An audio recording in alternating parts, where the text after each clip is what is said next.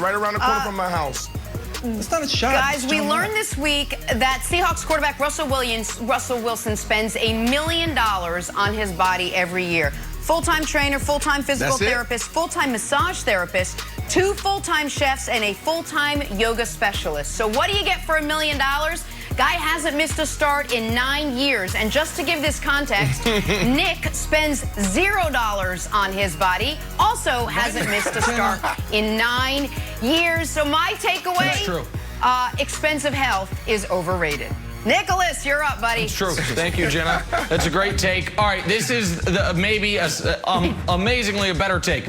America, the polls are open. Today's election day. We're a nonpartisan show. You vote for whoever the hell you want to vote for. But get out. If you're on the East Coast and most places polls are already open, get out there and vote. If it wasn't, you know how important it is because of how hard some people try to prevent you from voting. So get out there and vote. And remember, at every polling place in America, if you are in line before the polls close, they have to let you vote. So get out there and vote. Make today count, fellas and ladies.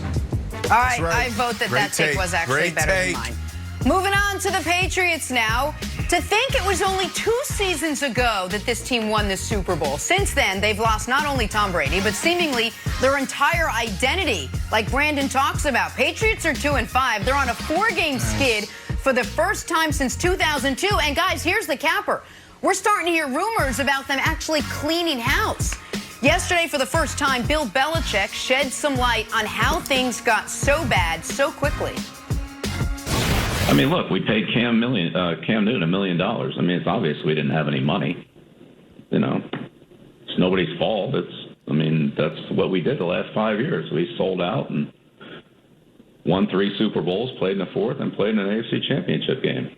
You know, this year we had less to work with. It's not an excuse. It's just a fact. The reason this is news is because when do we ever hear anything other than 3 or 4 words out of Bill Belichick? This finally shedding some light on what the last couple of years have been. And Wilds, I'll start with you. Is Bill Belichick making excuses for why his team is 2-5 right now? No. First of all, Jenna, I think you do an excellent job. And I like, I like when you take shots at Nick in the newsread. I like when you take shots at Baker Mayfield in the newsread. But then this Patriots thing, you're like, oh, the Patriots, this Gatorade dump, I don't know when that was. Who knows what's going on with this? Oh, boy, they should cancel the franchise. I'm like, Jenna, I thought we were supposed to be on the same team here. It's you and me versus Nick. It's all 3 of us versus Nick. Now all of a sudden you're stabbing me in the back. Anyways, look. Never. The Patriots got a bunch of dead money, okay? Here's the dead money. Carolina's got the most with 51. Jacksonville, the Jets, the Rams, the Dolphins, the Vikings, the Patriots, 26. Bill Belichick doesn't like that because Bill Belichick had to give Tom Brady a bunch of money. It's still sitting there, screwing up this year while he's playing for the Tampa Bay Bucks in MetLife. So I think Bill Belichick is mad. And when he says, hey, it's nobody's fault, well, it's somebody's fault, he's just saying it's not my fault. Bill Belichick wanted to move on a long time ago. Then this kind of got screwed up. I'm not a capologist, but you can read between the lines. And for anyone saying he's making an excuse, it's not an excuse. The person on the interview said, like, hey, well, some people are making an excuse. And he's like, what are you saying? He's like, well, I'm not saying it. Well, then it's not an excuse. No one is saying it's an excuse. Nobody. Bill Belichick doesn't say, he's just telling the truth. So do we want the guy to either say... No, Brandon, give me 2 seconds. Give me 2 seconds. Give me 2 seconds. Actually, give me 17 seconds. 17 seconds. We either want this guy to go up in his hooded sweatshirt and grunt and give you non-answers, or you can explain how the league works. And fans of the NFL just need to decide. I would prefer he explain it and not crush him for it and say he's making excuses afterwards. Okay, Brandon, go. 17 seconds. He just tried to explain it. He talked about the cap. He talked about how many Super Bowls they went to and won and AFC championships.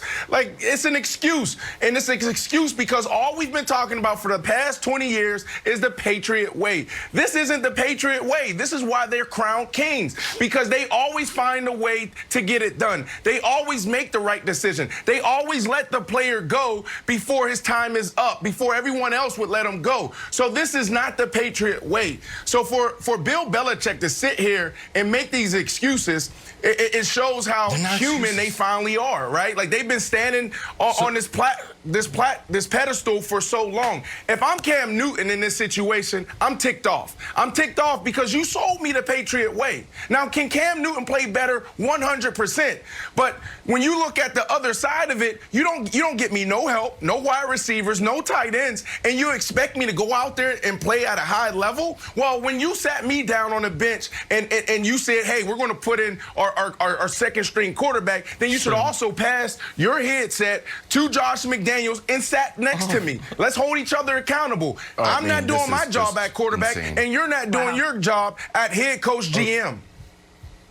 Okay, so a number of things here, and this I think belies. If you watched the show yesterday, what Brandon was referencing earlier, he and I got into a heated argument, if you will, about Baker Mayfield, and I'm starting to understand why.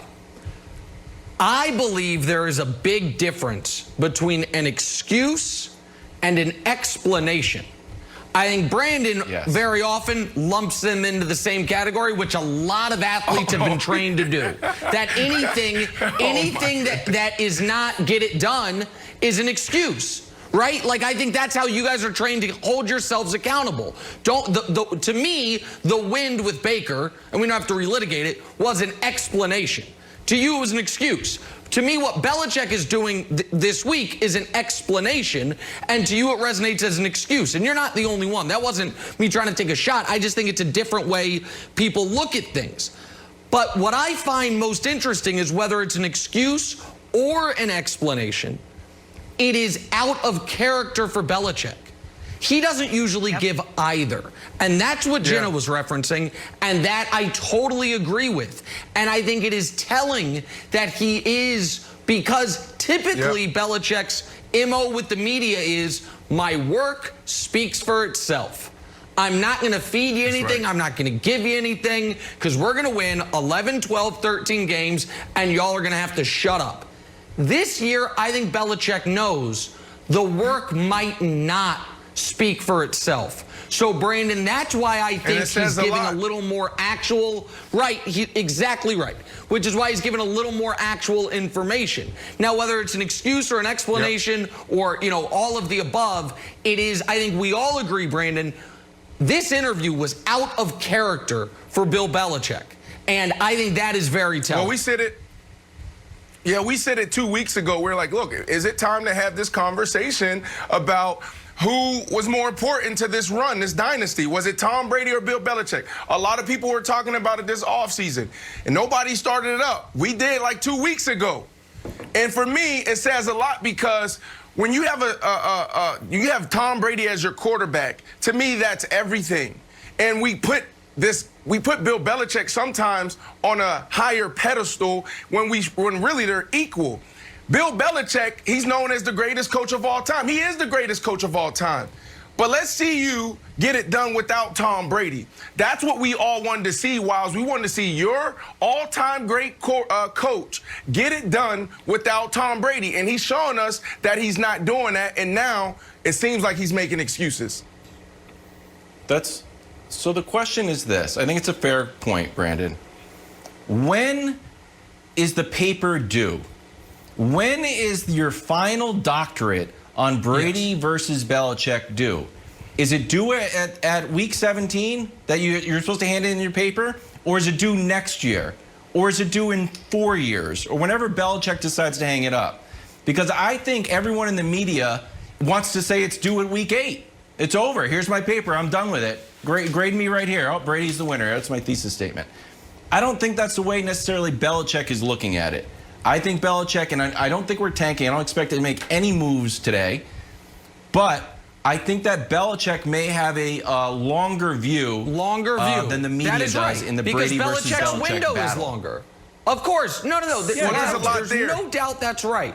There's no doubt that's right, because Belichick knows you can coach till you're 70. And so even though Belichick's old as far as coaches go, he's not as old as far as coaches as far as Brady is compared to quarterbacks. So he is taking the longer view.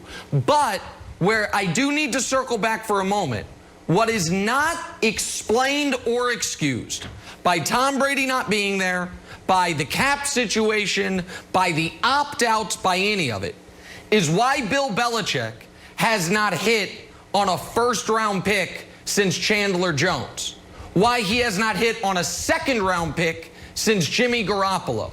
A big reason the Patriots are where they are is 2019, 2018, 2017, 2016, 2015.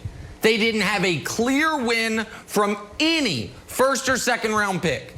And I know it can sound like revisionist history, but if you just go to the 2019 draft and just ask random Pat fans, hey, who's the wide receiver that excites you the most? You know what a lot of them would have said? I'm not sure the guy's name, but he looks like He-Man. I think he played in Mississippi. He's got initials DK something. And you know what I think most college football fans would have said? And they took N'Keal Harry. Hey, your team's going to draft a Georgia running back. Which one do you want? Everybody would have said Nick Chubb. Instead, they took Sony Michel. If just those two picks are different, if instead of Sony Michel and N'Keal Harry, you have Nick Chubb and DK Metcalf, this is all different. And the cap would be the same. The picks would be, your future cap would be the same. The dead money would be the same. Fair. So there is part of this that Belichick's misses in the draft recently have come to roost a bit, which is one of the reasons the roster is somewhat bereft of talent. Yeah. And Nick, this is why I get frustrated with you on this Tom Brady discussion, because who was there to cover it up? It was Tom Brady. So when you crush Tom Brady, that's why I can't understand it, because a great quarterback can cover up all of these little mistakes that guys make in special teams and defense, even in the scouting.